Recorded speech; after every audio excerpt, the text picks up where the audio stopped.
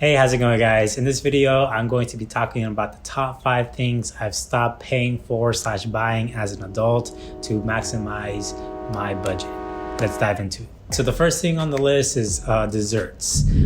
So I think it's gonna rain soon. So if you're hearing some thunder in the background, it's Florida, it's gonna rain. It's just what happens. So thank you for sticking it out with me.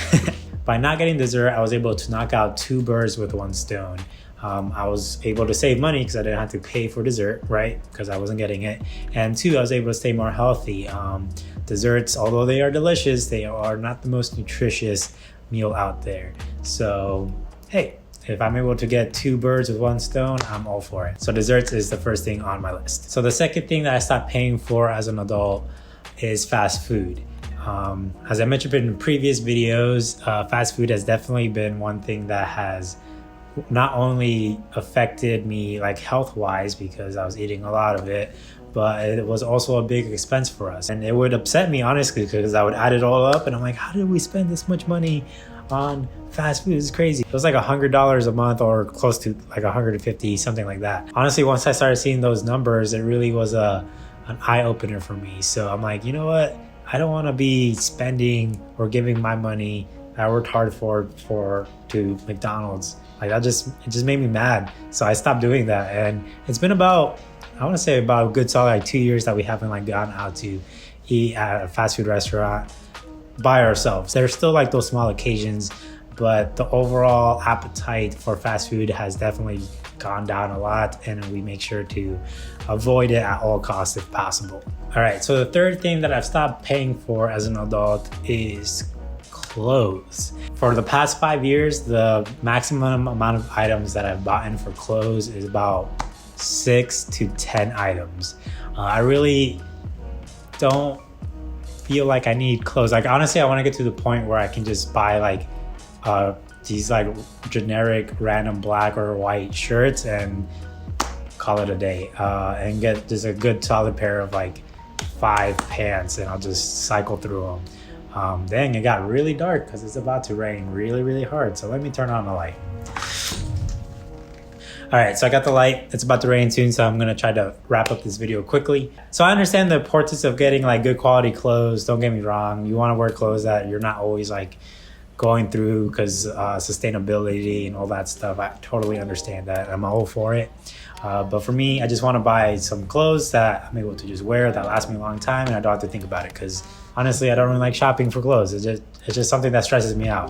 I don't know why. It just does.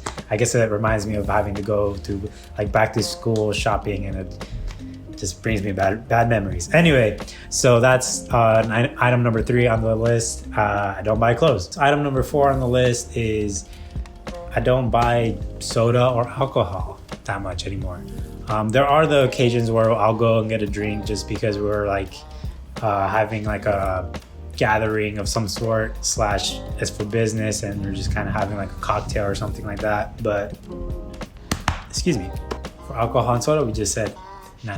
Item number 5 is more of a topic, and that topic is renting. So instead of buying something, we would rather try to rent it if it makes financially sense. So let's say we're going to Home Depot and we see that we're working on a project that involves a power tool or something like that. We'll much rather rent it out depending on the type of project. If it's just like a one specific type of project that we're only going to do one time for the studio or something like that, we'll rather rent out that piece of equipment, use it, return it, than buying the full item, because honestly, power equipment can be very expensive.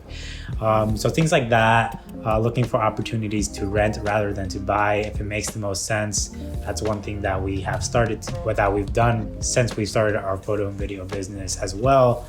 And if there's a possibility to rent and just lower our expenses for the month, we'll rather do that than having to take on all that extra expenses that we weren't expecting. So that's another thing that we've done. All right, and there you have it. So that's the top 5 things that we have stopped paying for over the past 5+ years.